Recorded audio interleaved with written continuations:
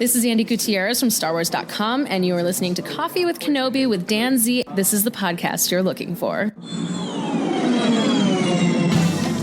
This is James Arnold Taylor, and you're listening to Coffee with Kenobi.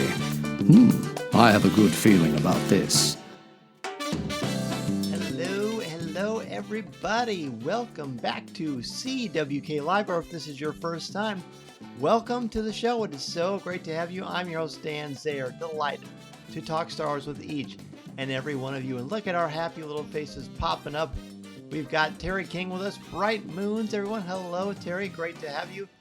Nick is here. Hello, Nick. Great to see you back on the show. Happy CWK Day, y'all. Or he says all, but I added in y'all because I don't know why. I just did. Robert is here. Tantis Tuesday. Oh, interesting. I like it. It's our good friend Brian. Brian, great to have you back on the show. This is the Tuesday you are looking for. Great to have you, Brian. Darren is here. Hello there, Darren. And Mary, happy Tuesday to you. It is so nice to see all of you. Of course, CWK Live is such a blast because this is your chance to authentically share your voice with thousands of Star Wars fans across the galaxy. And I am delighted to be the co-pilot as we drive around this amazing Star Wars galaxy together. Hello, Greg. Welcome, buddy. Evening. Burnt Waffle is here too. Hello, everyone. I'm assuming you meant an exclamation point, Burnt Waffle. Jason is here. I'm back from a family vacation in Disney World. Jason, that's great. I saw your profile picture and I wondered. I can't wait to hear about it. I hope you share some pictures in the CWK Cafe on tonight's show. What do we have? Well, we're going to have a top 10 list because there's so many things to talk about. We've got 3 episodes of The Bad Batch. We've got Confined, Paths Unknown, and Shadows of Tantis, the first 3 episodes in Season 3 of The Bad Batch. We continue Aurebesh lessons, and rumor has it there's a quiz tonight, plus your comments and questions. Liberty is here. Hello, Liberty, and Mr. Fudge is here too. Fabulous. All right. Well, we've got a packed show, so let's go ahead and jump into what is brewing in the world of Star Wars this week.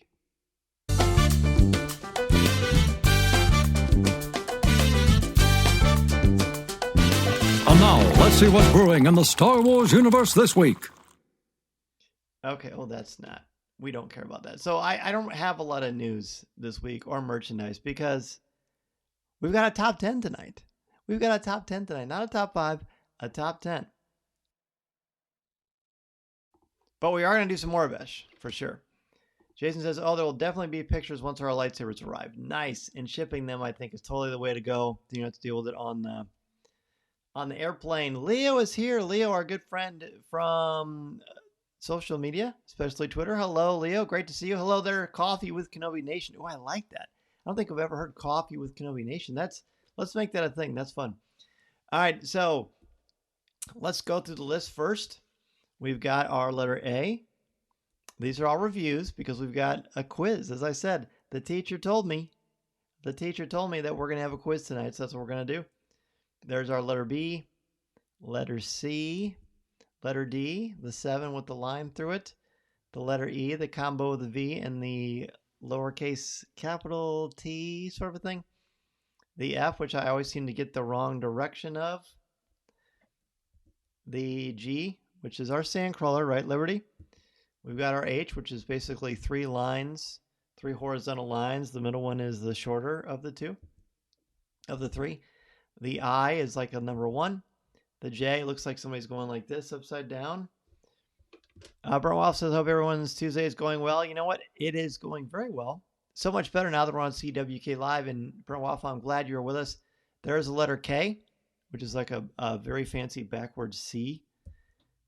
There is the letter L, which we looked at 2 weeks ago. And then last week's new one was M, which I thought looked kind of like someone was making a little corn chip mussel. Does that make any sense? A corn chip mussel. Hopefully that makes sense to you. But our new one this week is the letter N. So I'm going to get out a piece of paper. And I've been slacking on this in our lessons. But the letter N, let's practice writing it, shall we? It's like a curved little like half circle and then an upside down V. Honestly, that's probably the best way to describe it. So it's like you're drawing a very narrow half circle an upside down V, and that is the letter N. And it sort of looks like a funky N, doesn't it? Boy, that one's really fun to draw. Again, you've got that very narrow curve and then the upside down V. There's what mine looks like. Don't worry about how neat it looks as long as you can. I mean, you got to get it close, of course, because otherwise it's not the same symbol. But, we do our best. We do our absolute best. So, without further ado, I guess let's do two things for our quiz. All right. First of all, I'm up here teaching and no one has raised their hand or participated in a few moments. So I want everybody to chime in. Pretend like you're digitally raising your hand. Let's see you pop up in that comment section so I know you're ready to do an Aurebesh quiz coffee with Kenobi style. I'll stand up here and I will wait for everybody to chime in and raise their hands digitally. David is here. Hello, David. Great to see you, buddy. Wow, we've got a packed house tonight. David, you can, if you want to be a part of the quiz too, raise your hand, buddy. And just raise your hand by saying, I'm here, or something like that. You're all very, very clever, so I look forward to seeing what you come up with. Mary is here, actually raising her hand. Fabulous. So Mary is playing. Who else is playing Coffee with Kenobi's Aurebesh trivia? It's not trivia, but it's a quiz. It's a quiz. It's a two-part quiz. So Mary is participating. Anybody else? Anybody else? Well, oh, here we go. Liberty is ready. Robert is here. Okay, there are three of you. Excellent. I know there's kind of a big delay sometimes depending on a lot of things. Mr. Fudge is present. Fabulous. All wings report in exactly. Halfway there, forgot to do my homework, Terry. It's okay. Look, it gets busy. It gets busy. I understand. And I kind of crammed a little bit myself. So we got 1, 2, 3, 4, 5, 6 people that have chimed in. If you want to chime in and participate, that's great. First one we're going to do on our happy little quiz is we're going to write the letters A through M in Aurebesh. Just write them across your piece of paper, left to right. Here we go. Letters A through M. Suddenly I'm questioning the letter A. Okay, never mind. A, B. I'm just saying the alphabet. What a great podcast this must be, huh? C, D, E. Oh, here's the F. I think that's right. G. Let me think about this. A, F, G. Oh, yeah, G is, yeah, duh. G, H, I, J. The K is, I'm thinking, oh yeah, backwards. L.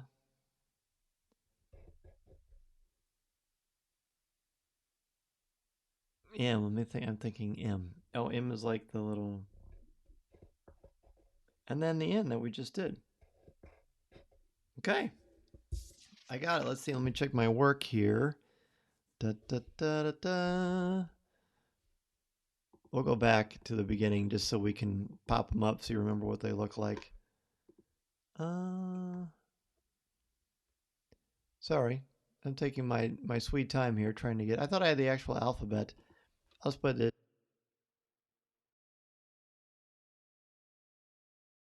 Okay, I just had to go back to the intro screen, but there's your letter A. Let's check our work real quick. A, B, C, D, E. Left, there's the ESK. There's the F, the G. I almost forgot the G, Liberty, which I thought you would find funny. I did the J correct. K, L. My muscle looks weird on this, but not bad. Not bad. I feel good about that. Hopefully the rest of you feel pretty good about it as well. Okay. Well, then here comes our quiz. Here's what you need to do. There are all the words that I want you to spell. I wanted this to feel kind of like a fun little kid's alphabet thing, which is why I put some of the stuff I did. But I want you to spell all these words in Aurebesh: bad, cage, jib, bid, bad, deaf, hide, fed, and Jedi. Yikes. It's a little daunting because we're not just doing them from A to F, but let's see how you do. David says, I haven't been on in a while, but I have listened, Dan, to your very interesting descriptions of the letters. Well, that's very kind. All right. Now let's try to write these things and see how we do. So bad. So of course it's a B. A, and then D. Okay. So bad should look like this. Well, yeah, we'll wait. We'll just do them all at once. So there's bad. We're gonna do now we're gonna do cage. C A G.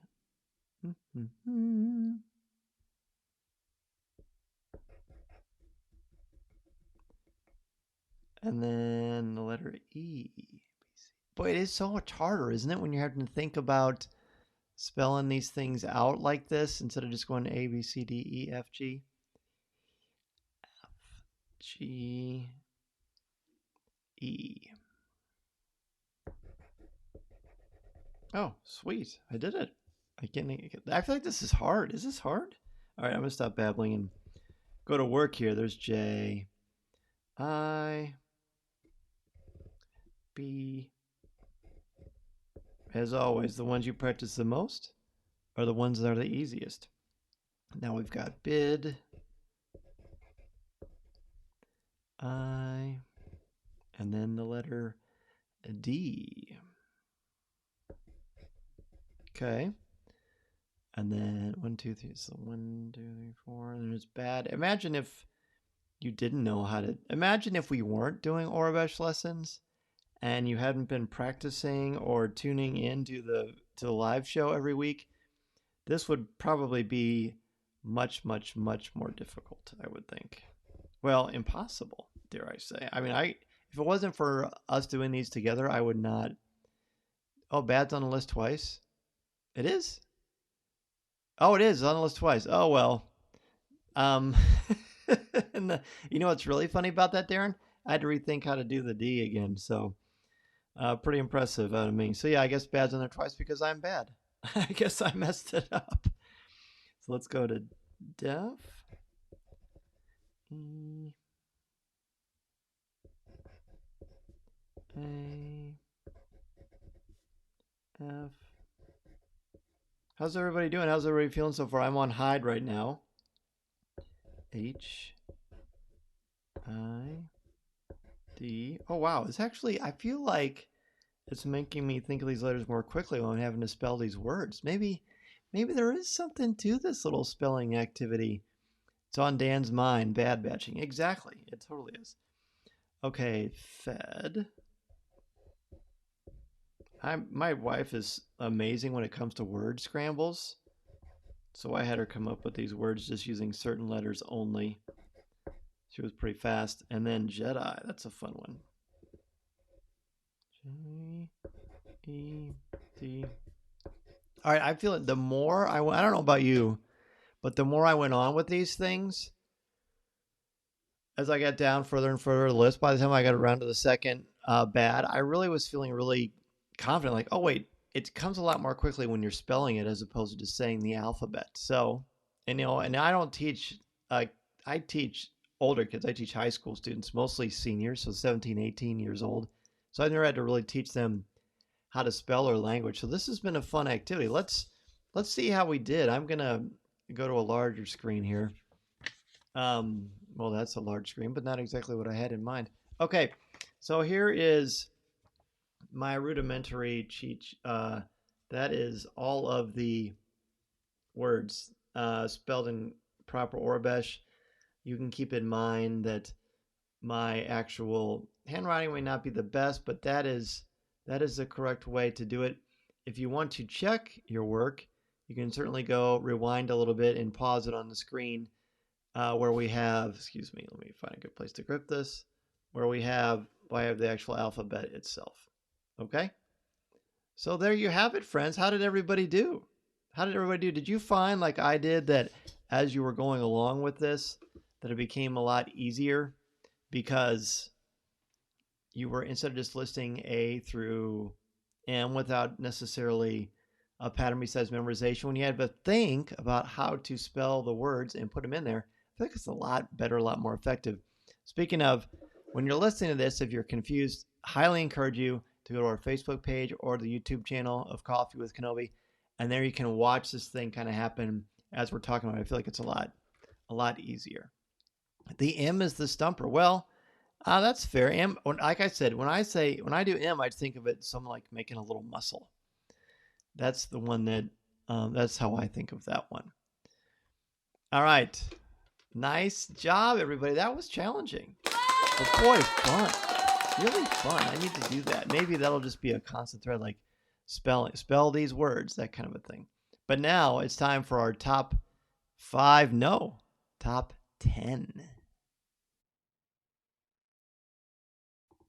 It's time for our top 10. I didn't change the video. It just still says top 5, but we're doing a top 10 because we've got 3 episodes here. We've got Confined, we got Paths Unknown, and Shadows of Tantis, the first 3 episodes of this. I think it might be fun. As you know, when we do the show, speaking of the show, I'll put this up. You probably, hopefully heard the premiere of Coffee with Kenobi's coverage of season 3, and it was myself as the host, and I had 2 amazing co-hosts, 2 of my favorites. We had the one and only Greg McLaughlin, who was wonderful and always so kind and complimentary. He has some great shows on the Real Base Card with him and the other Greg, Mr. Ion Cannon Greg himself, and it's pretty fabulous. The 2 do a great job. But I had another co-host besides Greg McLaughlin. I had my son, Mason Zehr, Halcyon veteran. And it was so fun to have them back. And it's been fun to really kind of go through these with him because it's just fun to hear him grow and his analysis. And I appreciate everyone's reaching out on him. So that was great. All right. Mine they're in order. But they kind of jump around in episodes, and that's fine. So my number 10 is Omega Kicks the Mouse Droid. That's just a silly, fun little thing when they're trying to, Omega is trying to, make some secrets and do some things undercover so that no one will see what's going on. And part of it is her slamming that door shut, and the mouse droid tries to go in, and she kicks it out of the way. And I giggled. I thought it was funny. It was a fun moment. Number 10 for David, Batcher and Gonky, like Greg McLaughlin said we need the Hasbro 2-pack. That's true. Wouldn't that be fun? Number 10 for Greg, Dr. Hemlock's ambitious discussion with the Emperor shows that Hemlock has even higher ambitions. That is for sure. 10 for Terry, Omega's continued focus on those who need the most help. Yes, it's just a great theme there, isn't it? 10 for Robert, the trapdoor before Issa Duran's throne. I love that section. I can't believe I didn't put that. None of that's on my top 10. That whole opening sequence for the second one is really spectacular. It's one of my favorite things. 10 for Darren is the return of the Bad Batch. Hey, I can't argue with that. Mary's number 10 is Project Necromancer, the mention of it. Longtime Star Wars fans know that's a big deal, and we'll see more of it as we go along. Jason's 10. The Counters music, especially in the first episode, fabulous. Liberty's 10, the similarity with the blood dripping in the vials and the water dripping. I'll be talking about that very soon. 10 for Brian, the scratch marks to show how much time has passed. A nice little touch. Number 10 for Mr. Fudge, Omega kicks the mouse droid out of the elevator.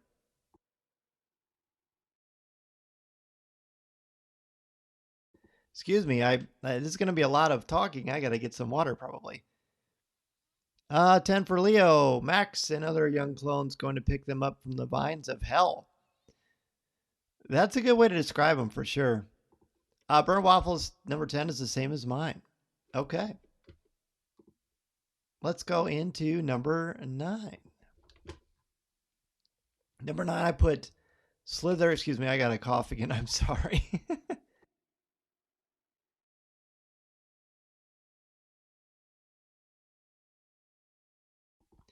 All right, thank you. Number 9, Slithervine Menace. I love that. That whole second episode, the main challenge is those creeper vines. Well, that's actually from a G.I. Joe cartoon, but they're called Slither vines in this. And they're really haunting and creepy, and I just like the horror element of that. I thought it was a lot of fun. Let's see, number 9 for Terry. The new musical score with an Andor sort of feel. Oh, that's interesting, Terry. That's very interesting. Mr. Fudge, seeing all the clone commanders and TK troopers lined up just like when Vader visits the Death Star. Oh, yeah. Number 9, Daniel Logan for Greg. Daniel Logan voiced the clone cadets. Great to see him back. I agree. David's number 9, the kind of music is so moody and engaging. Very much so. Number 9 for Darren, the continuing tie-in to The Rise of Skywalker. And while they haven't actually said that directly, it does feel like that. I get that, totally. Liberty's number 9, the animation style continues to amaze. The dust in multiple scenes is so good. I agree. I don't think we talk enough about how fabulous this animation is. Robert's number 9 is the new space creatures. There's a lot of great ones, aren't there? There's like an endless supply of cool creatures and monsters in Star Wars. Leo's number 9. Emery giving the doll back to Omega after it was taken from her. That was a very nice touch. I wish I'd had that on my list. Definitely an honorable mention. 9 for Mary. Now let's say keeping Omega's blood off the wheel, and then we see why. Why? Greg, when you're listening to this, don't you think, oh gosh, there's more we could talk about? And I said Greg, I meant Greg Cass, by the way, in case it was unclear who the other Greg was we were talking about. Let's see. Number 9 for Brian is Omega's kindness to Batcher. Batcher is such a big hit, isn't he? Jason Zine, the Clone Cadets, Survivors, and Daniel Logan voicing their leader. And number 9 for Brent Waffle, that there are clones that are still at their younger age. That was nice to see. And I do like, as it was mentioned, Daniel Logan being a part of this again and voicing the younger clones. I didn't catch it right away, but there was something familiar about it. You know what I mean? So I like seeing that too. It'll be fun to see when we get to revisit those 3 if we get to it all. Let's go to number 8. Number 8, I put escape in all caps. I was going to write this big, long sentence about the slither vines and like when they drop all those grenades down there and just like the xylophone teeth and the little clink, clink, clink of the grenade and it drops in, boom. Amazing. But I just put escape. And I tell my students, don't put something in caps unless you're yelling. But I was yelling about the escape because it's just great. It's exciting. So initially, it's not the same story that you're hoping for because you just want to see stuff with Omega. But you got to build things up. You got to set things up and you got to bring everybody together or hopefully bring everybody together. And this episode was fabulous. Paths Unknown.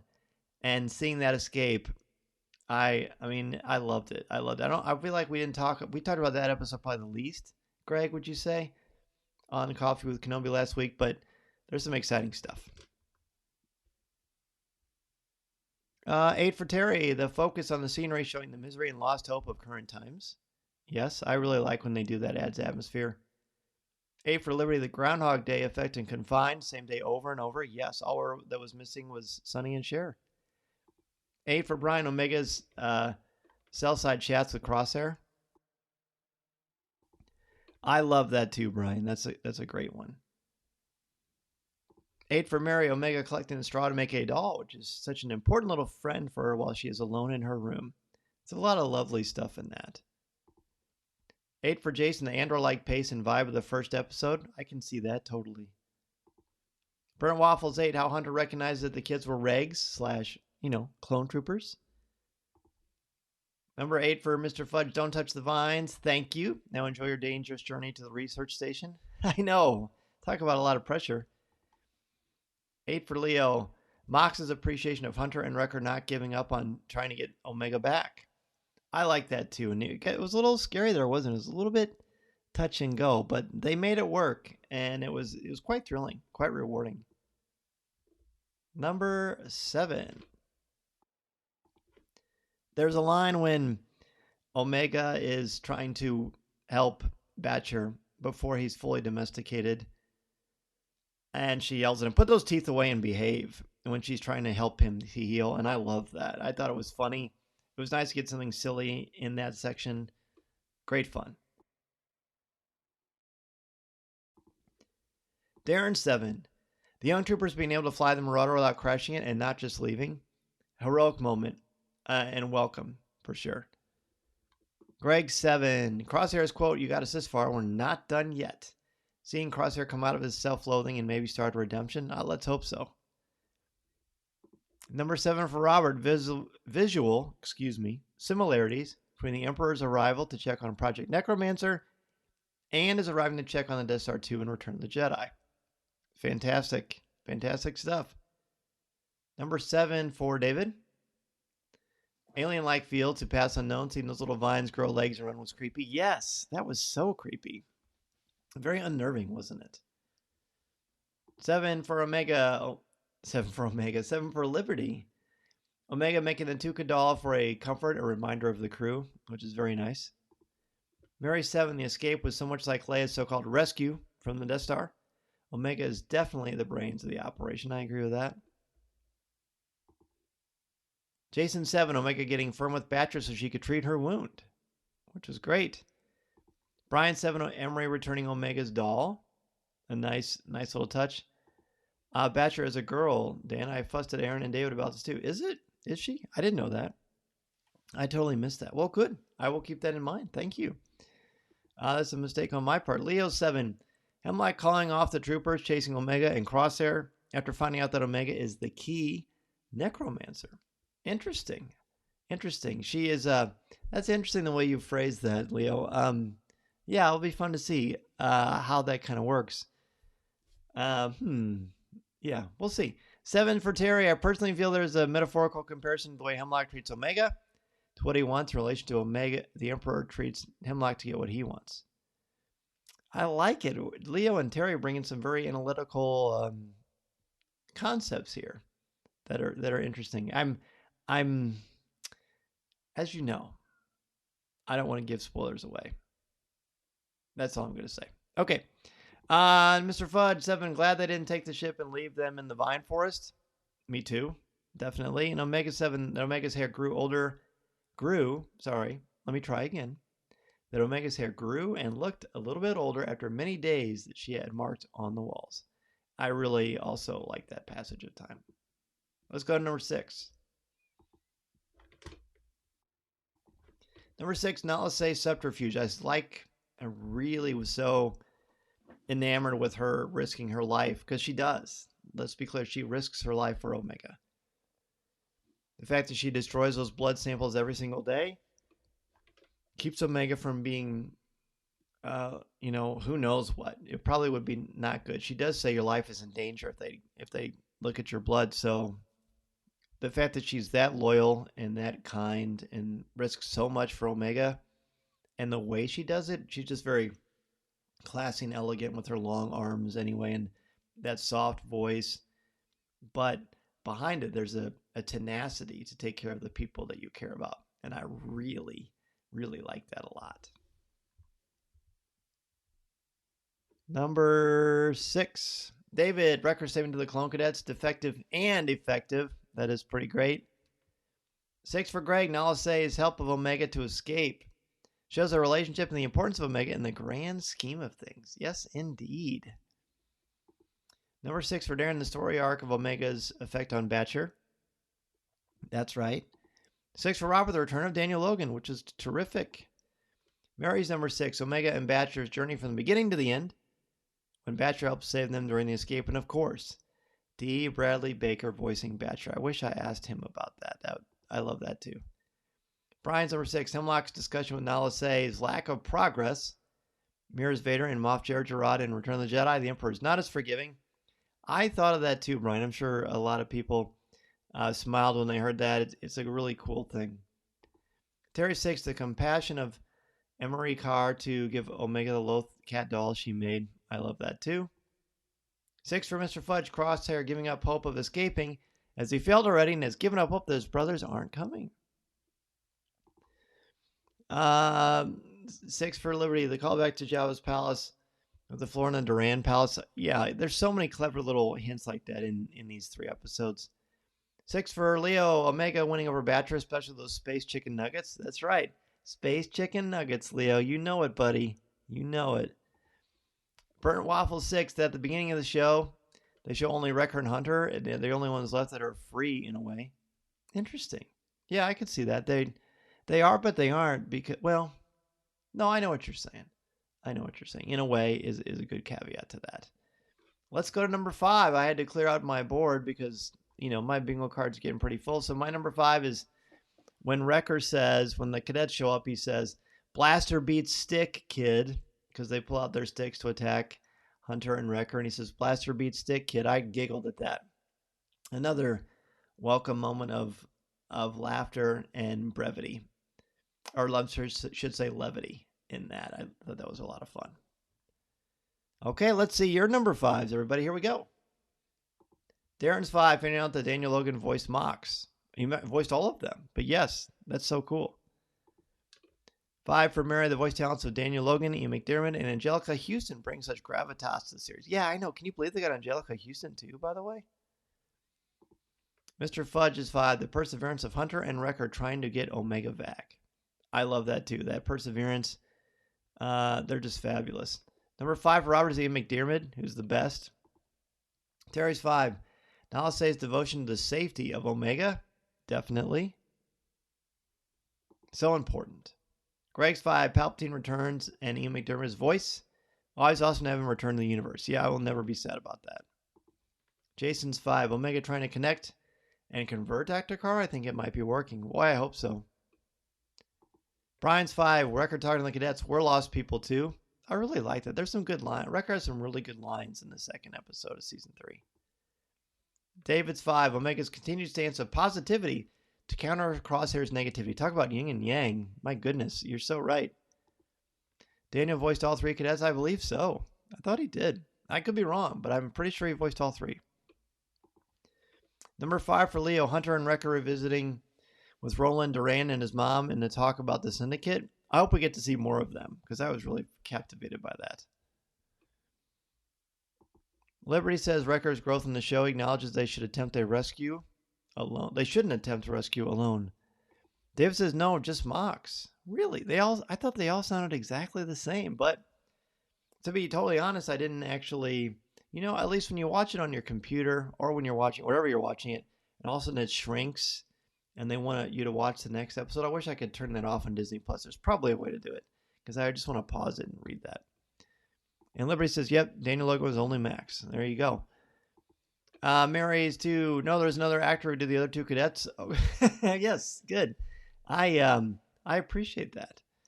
Number 5 for Burnt Waffle. I'm embarrassed that I got that wrong. 5 for Burnt Waffle. The hunter looked at the goggles as if he's missing tech. Aw. And then looks at the doll, and this seems like it just made him even more determined to find Omega. Yeah, I appreciate you bringing that up. That was good. Again, they're really great about bringing that up subtly, but not being like manipulative with your emotions, but letting it meet and work with the story. Number 4, the passage of time. What do I mean by that?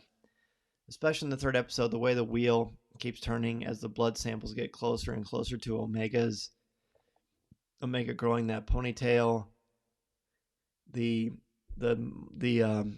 little dashes, the little marks that Omega's using on her prison wall to keep track. Even though they say it said she's not in prison, that's a prison.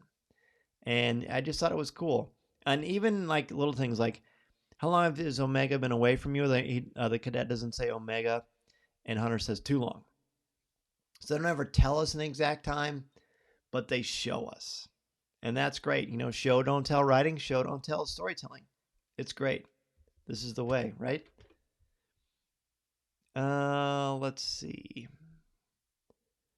4 for Darren, seeing the Emperor's level of interest in the cloning, and that Ian actually did the voice. Yes, I was glad, so glad of that. I think he's the ultimate, obviously. Mary's 4, the animation style just keeps getting better and better, and it does. It absolutely does. Number 4 for Robert, the Times of the Rise of Skywalker and the Mandalorian. Yes. Greg's 4, Omega's care in naming a Batcher who comes in back to help and makes one heck of a toy to find in Galaxy's Edge one day. Greg, you are relentless. I love it. And I'm just, it's going to happen. Badger's going to be a toy. It's got to happen. Crosshair and Omega by Jason. Crosshair and Omega working together to flee Tantis, especially her refusal to leave him behind. I love that too. That loyalty. Terry says the Lost Clone used in their determination to complete the mission with Daniel Logan voicing Mox. Brian's for the cadets flying the Marauder to come back to get Wrecker and Hunter. Very exciting and a great moment. Number 1 for Mr. Fudge. The cadets get to see action and use a DC-17 and fly Hunter's ship. Cadets thinking this isn't like the simulations back on Camino. I love that. The world building is always so good in Star Wars, isn't it? 4 for David. Getting to spend more time in Mount Tantis, especially after learning about it in Timothy Zahn's Heir to the Empire trilogy. Ding, ding, ding. Liberty's 4. Love seeing Omega calling the shots and leading the escape. She really has been trained well by the Bad Batch. I know. She's like a sponge, and then she's got her own way about her, too. Leo's 4. Emperor's conversation with Hemlock about Necromancer and that he will have anything he needs to make this happen, which shows just how deadly serious and committed the Emperor is. All right, let's go to number 3. Getting close here. Burnt Waffles 4 was the day that Omega and Crosshair decide to escape the same day as Palpatine showing up. I love that. 3 for me is the Emperor's arrival. Everything that was executed there with the lighting, the music, the building of tension as there's more and more troopers and everyone not really knowing what's going on. And as a little asterisk, even though I don't have it on my screen, the fact that Omega legitimately says, let's just steal the Emperor's shuttle. I mean, that is so naive and so brave and so crazy. I loved it. But my number 3 really isn't that so much as it is the excitement and the intimidation factor of the Emperor arriving in the sequence. It's so cool. Okay, where are we here? Number 3. Omega's versus Crosshair's outlook on life, yin and yang, as you said. It's great. So great. Greg's 3. Wrecker carrying Gonky on his back. That's a portable power pack if you ever saw one. That was pretty great. I love that too. Mary's number 3 is like Dan's 4. The dripping water from the faucet like a metronome. The teletext on the wall, and then the wheel of blood giving us all anxiety as it counts down. The 3rd episode as Omega and Crosshair are escaping. Oh, are you so excited about what's going to happen tomorrow, by the way? Speaking of that. Good times, everybody. Good times. Robert's number 3, Crosshair beginning to trust Omega and her instincts. Yes, I know. That's great, too. Good catch. Number 3 for Terry, Wrecker's continued maturation as a character. It's nice getting him to have more screen time. Number 3 for Liberty, Crosshair versus a trooper during the escape, and Crosshair saying the Emperor is here. That was great. Number 1 for Mr. Fudge, why would they destroy Camino and the Makers? But if they're trying to make clones themselves, it sounds like a bad move. You know, all will be revealed, Mr. Fudge. Jason 3, Crosshair helping Omega back to her feet after she tripped. While fleeing the Imperial base, he had an opportunity to leave her behind like he said he would, but he didn't take it. I know, and I'm very grateful for that. Number 3 for Brian, the suspense of waiting for Omega's blood to be analyzed. Boy, was that tense or what? 3 for Leo, Omega maintaining a positive attitude even though she is confined and are chipping away at Crosshair's negativeness.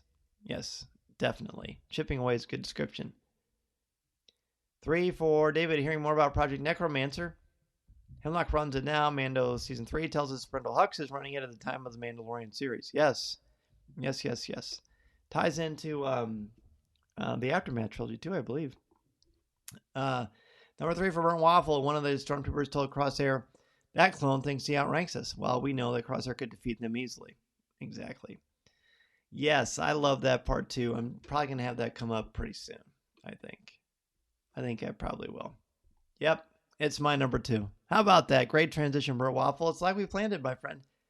Crosshair's cell escape, the way he just is very brazen. He just jumps up and he's like, let me out of the cell. You're going to give me my blaster too.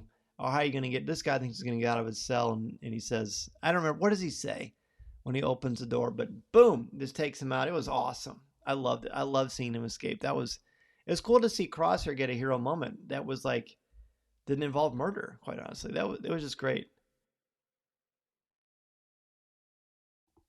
Okay, let's see. 2 for Mary. The Kiner family music just absolutely makes each and every episode so special. The music in Star Wars, I mean, seriously, we know. It just adds so much. Greg's 2, the reveal that Omega may have more to do with the Force and the parts where gifts are being introduced. Well, maybe. That's often rumored. Now we have more to talk about. Perhaps. I'm not ready quite to put all my eggs in that basket, per se, because the Force is multifaceted, but I know what you're saying. Darren's number 2, drip, drip, water representing the passage of time.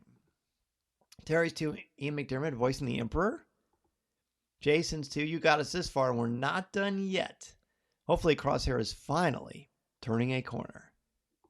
Leo's 2, now I'll say having Omega's back, but not only getting rid of her blood, but telling her to run and escape now. That talk about exciting. Robert's 2, because of her kindness and trust in the good of others, she keeps winning them over. The Lurka, Hound, Crosshair, and Emery. She is amazing at building bridges, isn't she?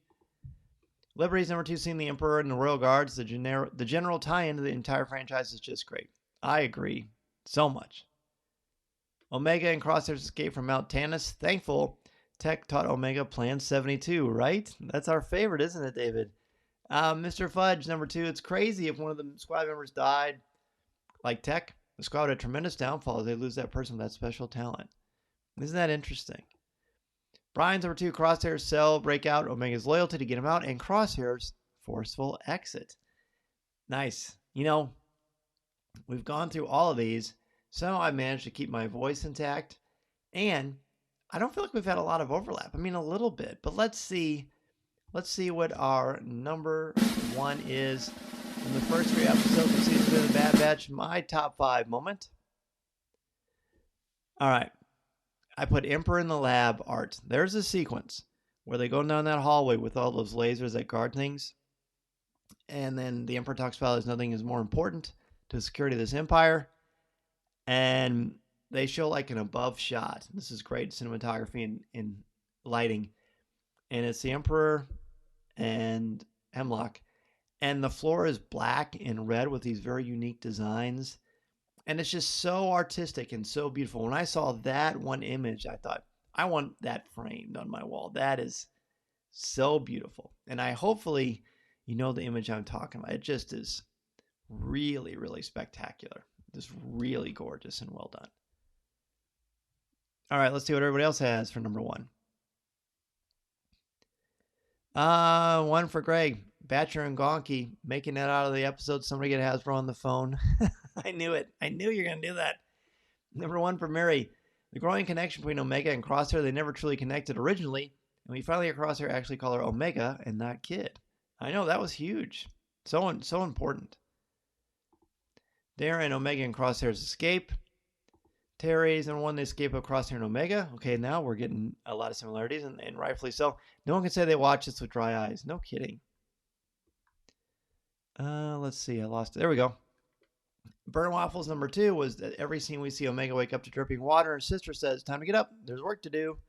You think Omega would get bored doing the same thing over and over again? I think that she does. But she hides it well. Number 1 for Robert. Omega may trust too easily. This may be why she's so significantly happier than Crosshair, despite the poor circumstances in which she finds herself. Number 1 for Jason. Omega's determination and value for all life, even in the most difficult circumstances. Number 1 for Mr. Fudge. Omega and Crosshair having the start of their friendship. Really delightful. David's number 1, the return of Ian McDermott as the Emperor. As you've said many times, you can't overuse Vader. Same with Emperor. You can't overuse him, and they haven't. Perfect. I agree. Less is more. Liberty, I repeatedly mentioned the music in my rewatch. I have to say the music. Yeah. Oh, definitely. Number 1 for Brian the Emperor on Mount Tantis. Great. Leo's number 1 when Omega apologizes to Crosshair for thinking that their escape was going to fail, and she had a feeling of remorse, but it was Crosshair who was positive and said, we're not done yet in Plan 72. Good call. Special mention, Gonky me Lord, may Gonky be with us. Burnt Waffles number 1, that Hunter and Wrecker don't know that Omega escaped with Crosshair, but I would assume they will meet up somehow. Boy, oh boy, that was epic.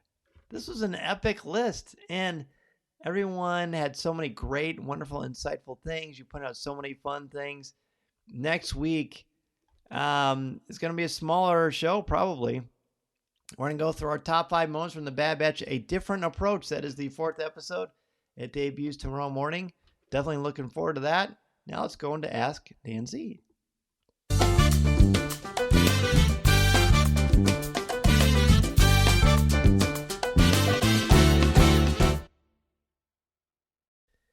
Terry's honorable mention is Dave Filoni as a writer in the series, which allows us to live our Star Wars dreams with him.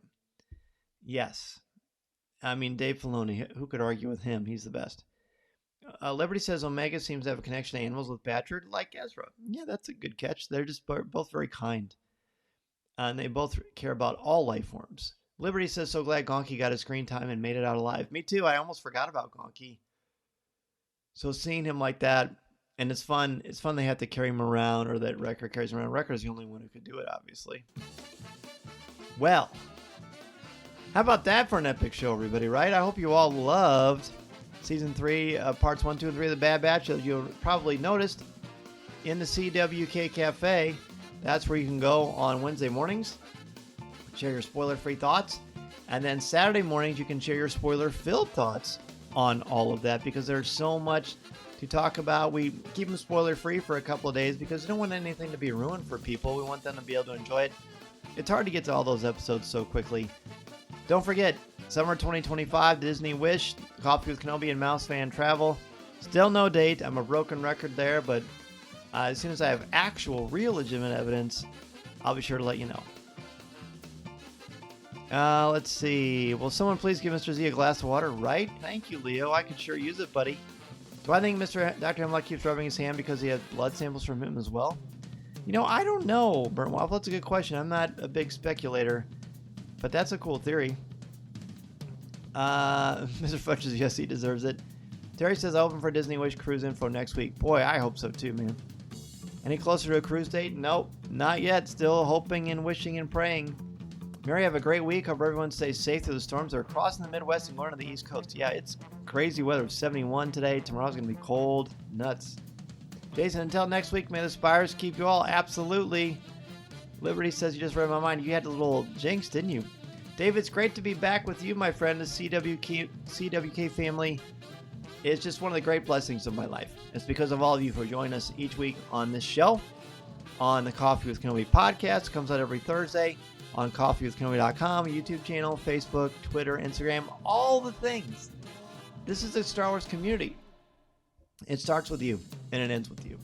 I thank you for your positivity, your insightful insights, that's repetitive, and just your joy of this galaxy far, far away. You don't have to like everything. There's always a clever way to talk about it, though, and I appreciate you all enriching my fandom and everyone else's through these great, engaging conversations. Brian said, great way to start the week, so thanks so much, Dan. Thank you, Brian. Great to have you. Burnt Waffle special mention. If it wasn't for Gonk, Hunter wouldn't get that info that he'd gotten. It's true. He's an MVP. Leo, enjoy the Bad Batch. Thanks for joining us. So I think Hemlock has a mechanical hand. You know, I don't know. I don't know, Liberty. That's a good question. You guys are tricking me with all these speculation things. Mr. Fudge, have a great night. YouTuber Waffle, again, thank you so much, everybody. I will see you next week. By then, I'm going to get a lozenge and a hot tea. And you know what? I love it. I hope we have thousands of people on the live show. I would love to go horse every live show to share all of your great thoughts. Thank you again so much for joining me. I will see you next week. And remember, this is the podcast you're looking for. See you next time, my friends. Rising moons to the spire, and may the force be with you. This podcast is not endorsed by the Walt Disney Company or Lucasfilm Limited. It is intended for entertainment and informational purposes only. The official Star Wars website can be found at www.starwars.com. Star Wars, all names, sounds, and any other Star Wars related items are registered trademarks and or copyrights of Disney and their respective trademark and copyright holders. All original content of this podcast is the intellectual property of Coffee with Kenobi unless otherwise indicated. This is the podcast you're looking for. There's no one here.